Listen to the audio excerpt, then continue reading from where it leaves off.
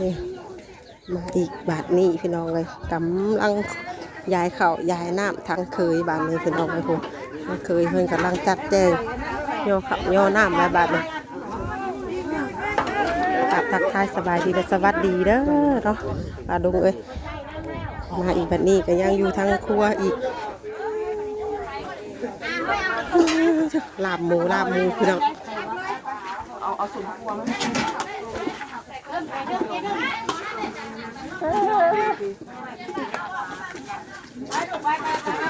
แม่แบบนี้เนอะดิ้วแล้วมากินข้าวกินน้ำไม่ดีอยากเราให้ลูกกันนานก็ได้นั่งไปได้หรอกแต่แม่น่ะเอาลานได้เลยนี่พี่น้องเลยกิบหน่อยเอาลานกิบหน่อยอยู่กิบหน่อยเอ้ยนี่กิบหน่อยเอ้ยล่ะไปดีปลาลุงค่ะอายุงึเอาลูกเอาลานให้แม่โอเคแล้วก็ทอดปลามาเอาเลย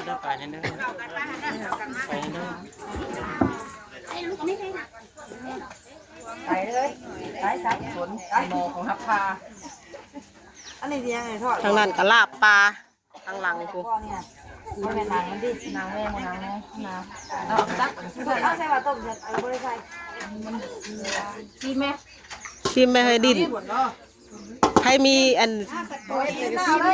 ดินอันยังดินเขาเอิ้นดินอันเซฟดินทองแดงนะเอาปวดหน่อยจะตักผ่านไม่ต้องรออย่างมากไม่นะผ่านไปเลยทำมาเซฟดินได้เห็ดได้ผ่านลาบหมูพี่เด้อลาบหมูพี่เด้อแค่กระตุกเลยหมูกระตุกอึดบ่เอ้ยกระตุกย่อเข่าเลยอาทีของเคยย่อเฮ้ยไผ่เห็ดแต่เคยแล้วบัดนี้เคยเบิ่งกันเองเด้อเคยเด้อย่อไปแล้วก็ชั่วเอาหนุนหลังกันวะแซ่บแซ่บกับหนุนกันตลอดแล้วติ๊กโป้กันตลอดจองเดือกอะให้ลูกเมียเมื่อ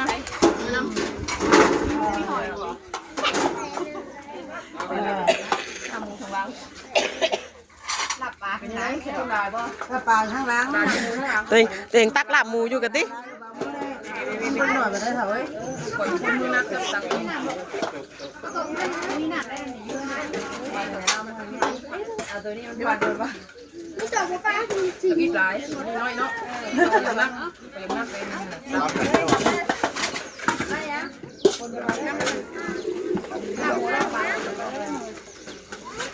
ตักนัก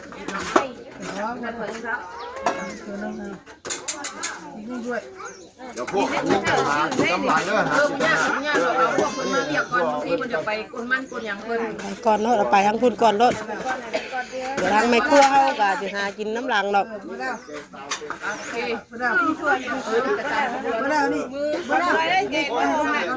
เหลือแต่ลาบปลาคุณลาบปลา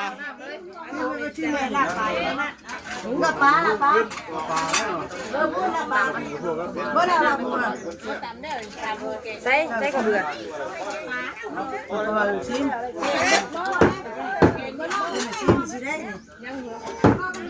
ซีมเลยตัวเอาลาบยังซีมนะลาบหมูโอ้เอามาไว้ซีมเลยลาบปลานะเอามาไว้ซีมนะบ่ลาบปลา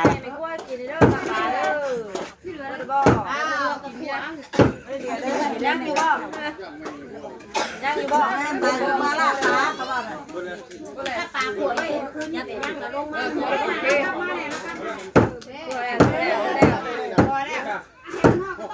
พอได้กลับคืนมาเลยนะแต่กับคนกับมาเรื่อยๆเนาะเว้ยคนมาเรื่อยๆแต่บ้านมาสวยกว่านี้แล้วก็คือสีเป็นอันนี้คาบเพนบ้านนี้คาบเที่ยงถ้ามาสวยกว่านี้ก็คือจะเป็นคาบเที่ยงจนแหล่เฮ้ยคือก้อยไว้นี่ เนี่ยเราตำยาเดี๋ยวนี้แล้ววะเขาเบื่อเรากันเนาะ เอาให้ได้ค่ะ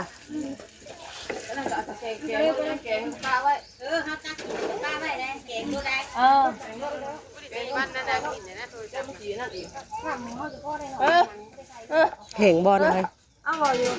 ทุกคนบ่ต้มตัวเช้ากับบ่ได้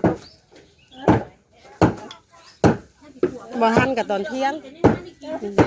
ตอนเที่ยง เฮ็ดตัวเที่ยงอีกก็ได้กับแผนกได้ว่างเฮ็ดตัวใดเดี๋ยวนี้เนี่ยลุยให้ข้าวเฮ็ดยัง ว่างบ่เสร็จเลยนี่นะ ใจเย็นโตใหญ่เฮ้ย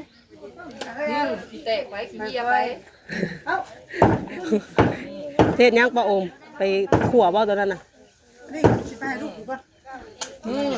ว่าเราเห็ดสิ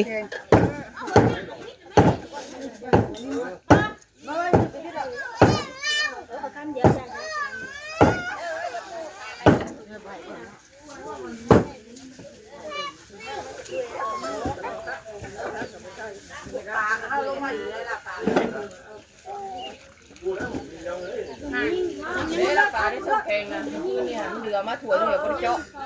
อันของส้มแข็งเลย เบิ่งไปให้ คงไม่ไปเอาดอก เมื่อคืนนี่หลายได้คืนนี่เนาะกระซ้ำมักใหญ่วะเรากวนใส่กระซ้ำเลยคืนนี่ สลัดบ่ได้ใส่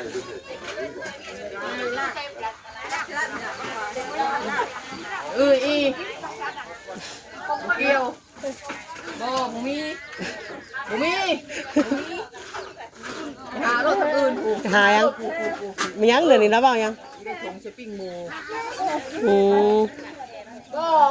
หอยหมูน้ำปิ้งแล้วเมื่อน่ะจะมาใส่หมูอีก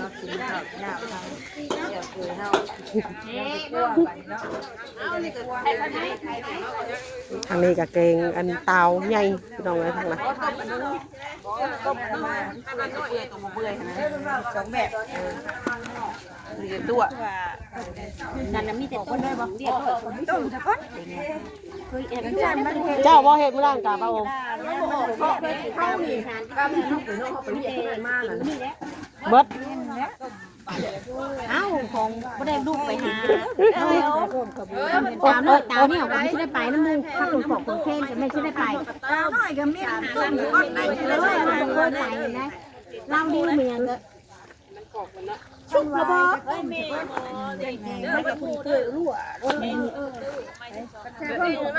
มาซิมึงได้ไหม กล้องจรเพิ่นจะเห็น ขอบใจเจ้าต้องปิดปากค่อยปิดปากไว้เนี่ยปิดปากว่า ข่าวมาเออลำว่าไม่บอกข่าวหน้ามันเทศข่าวมีแหละใส่บอกข่าวได้กันก่อนทั้งการนั่นวันนี้ใช่ก็จะเป็นหัวให้ยอแล้วนี่นะกินเท่าเองนะ ทอดไปที่เรากินได้กระดูกกระเดี่ยวมันเนาะ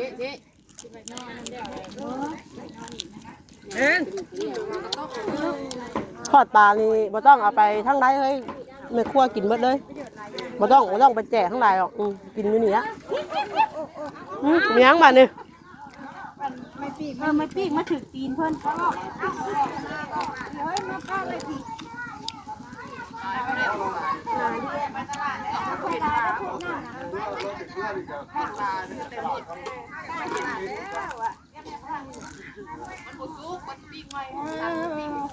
จริงว่าข่าวเลยข่าวอ่ะบ่ได้ซอยมีอยากได้เองสิไปตลาดเอาซื้อของมาเด้อเดี๋ยวไปยืนแต่สิพาไปน้องจ้าไปน้องจ้าเฮ็ด เอามือแรงบุ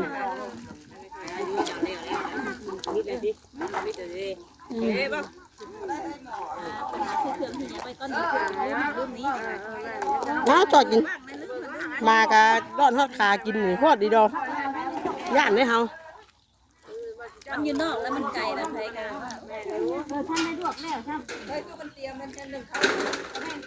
ไก่ย่างมาทอดบัดไปมื้อหน้าลงเด้บ้านจงอยู่ดิ เนื้อหนูเฮาเลยจ้ะ มื้อหน้าลง เฮาได้จ้ะ ต่อยบ่ฮอดบ่ ฮอดได้เฮานะขี่รถได้เฮาสิขี่รถเฮา โอ้ไม่รู้ว่า ไปเงินเราแล้วเราว่ามันย่างไปหน้าดงเลยสัตว์เฮามีหน้าดงเฮาย่างฮอด มือเรามือไปปงเราเมื่อนั้นก็ไปน้ำปลาคีนเมื่อน่ะ ไปน้ำมูท่านได้เนาะ ชวนกันรถไทยเลยแล้วคุณได้เลื่อนเป็นแล้วนั่น เริ่มเป็นผู้มามันห่างผู้ เลื่อนไล่หุ่นเลื่อนไล่หุ่นไก่ ภาคเฮือน จะไปเลื่อนไล่ก็เห็น บ่อเตียงอีก คนหลายๆแม่นด้วย เชิงกันบ่เคยแม่นบ่คนละภาคทางเลยเนาะ ฝากทางอยู่ห่างไม่ได้เชิงไก่เลย ไกลตึกบ่ นึงไก่เป็นไก่ อืม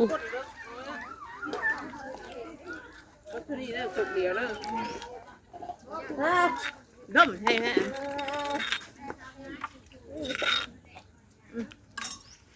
อันว่าสิมีแกงหน่อไม้อีกบ่มื้อเนี่ยบ่ได้มีอันเครื่องอันน่ะลงมาแล้วจ้ะ ลงมาใส่ อยู่ เครื่องแกงหรือไม่คือ อยู่ใช้ เอ้าเพื่อนอยู่เพื่อนหนาตู้เย็นเย็นอยู่ อยู่เฮือนใหญ่พุ่นบ่ เพื่อนน้อย อย่าขึ้นเอาให้ขึ้นมาทางเฮือนหน่อยกันพี่น้องเพิ่นใส่ว่าหาเครื่องแกงเพิ่นว่าจักอยู่ใส่เด้เนาะตู้เย็นก็จะแน่นแอมๆนี่ว่ะสิแม่นอันนี้แหละเนาะพี่น้องเครื่องแกง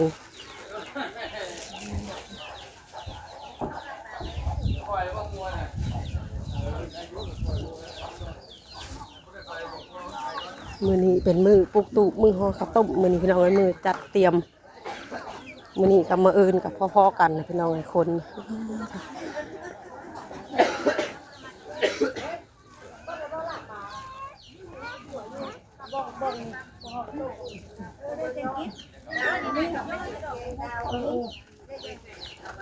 เป็นยังแกงตาตอนนี้ชุกกระดอกบอกเพื่อนว่าเนี่ยปลาเป็นยังขวดโยมันยิ่งไปได้กินแกงตาที่ดอกในหลังปลาเม่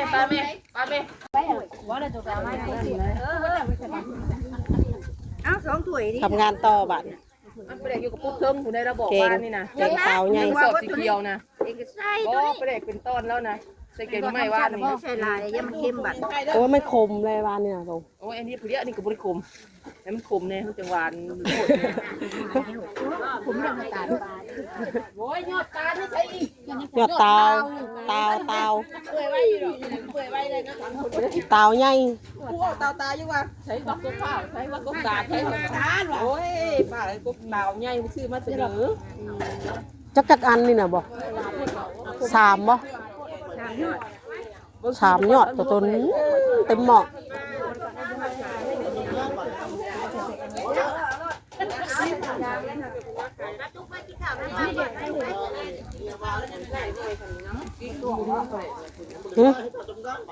มันว่าปลาแดกบ่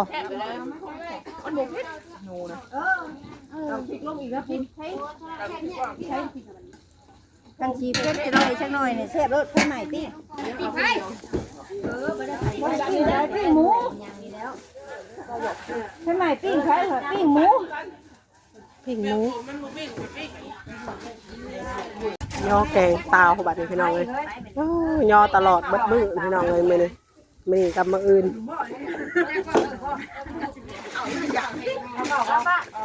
ที่เราบดอยากว่าเล็กหน่อยเนาะมันหน่อยว่ะมาล่างนะกระบวงมากไปบ้านได้เด้อนี่เราเป็นบ้านไกลนะ ปูพวกเราลวกให้โซนกันกลับไปปูไปปูได้บ้านเราจะบริกินได้เชื่อนะ ว้าน ไปลำบากคนเศร้าเฝ้าอย่างเดียวบริกินเนี่ย ว้านเขาให้คนอันเขาให้คนแจกได้บัดนี้แจกซ่า ได้บ่นี่เนาะโอ้ยสนิทสลับอยู่นั่นแหละเพียงตกไปช่วย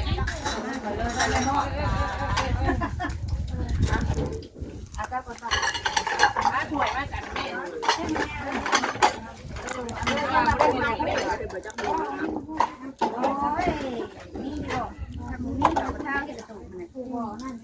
ถ้ามันพูดเป็นเฮาพูดเอาเองไปเฮาพูดเลยไม่บ่วงจะมีตัวพวกนี้สิคอยจะบ่ชอบแกงดาวเฮ็ดให้ฉันได้กินอยู่ที่คอยทานกินแกงนี่คอยจะบ่กินลาบหมูลาบไก่มื้อนี้คือกันยังบ่ได้กินนั่นคือกันแม่หมูบ่มาบ้านนี่เรียบร้อยบ่ บ่เงินน้ำ เฮ้ยไม่กินห้ามเฮ้ยก็อมเมื่อ ข่อยนี่นะตอนข่อยบ่ได้งูยังหามนี่แหละบ่ทัน บ้านเอา ก้อยเล็กยังลูก1 2 7ใจวิเอาก็ขาพังหรือขาเล็กยังหลังเล็กงูโอ้ยป้าอะรถจะไหนเอ้าตรงนี้ป้านี่น้ำมาเอาของป้าเอาของ ถึงเลขที่เดี๋ยวนี้นะถึงเลขบ่เดี๋ยวนี้นะถึงเลขทำไม่ได้เงินกูบ้าค่ะเลี้ยงรถเลี้ยงรถชานุ่มหรือโอมันตินกาแฟนุ่มทานถึงจักพันตังถึง2,000 กีบเมื่อยแล้วกันถึงเลขเพื่อนนั้นช่างถึกแท้เลี้ยงเนื้อกาแฟนุ่มป่ะนะถึง2,000 กีบหรอป่ะ2,000ได้แต่ขอกินกาแฟนมโคเนาะคันได้อื่นกันตะกอลายก็ประเด็นมันหลายคนคราวนี้บ่ถึกจับโอ้ยเป็นหนี้เป็นสินคนอีกแล้วอยู่ดีบ่อยากเลขสิออกแล้วกันน้อยม่วนอยู่คืนนี้เป็นหนี้ซะสิเป็นหนี้แม่น้องนิวค่ะ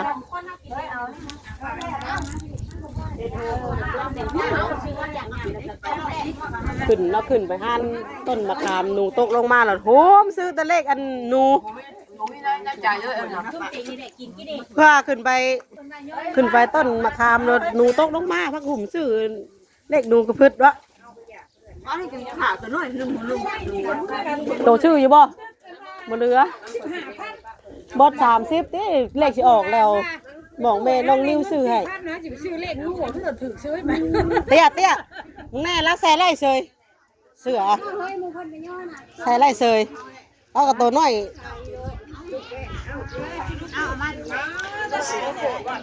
เอาแม่มันน้อยเราหนังใส่ไล่เซย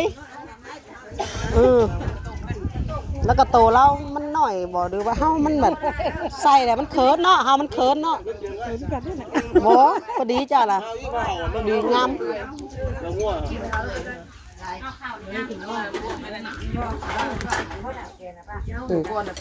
ทางนี้ก็กินข้าวแล้วพี่น้องเอ้ยวันนี้พี่น้องเอ้ยมันนี่กับแม่น้องวีสิไปกินข้าวกันมันมาเด้อน้องพาลุงเบิกกูทุกคนมากินข้าวกินน้ำกันเนาะในงานบุญพอแค่พี่น้องเอ้ยนี่ก็ไปแล้วก็พี่น้องเดี๋ยวพอกันในคลิปต่อไปคลิปนี้ก็ฝากเป็นกำลังใจให้แม่น้องวิวในเด้อน้องพาลุงเนาะขอกล่าวคำว่าสบายดีทุกคน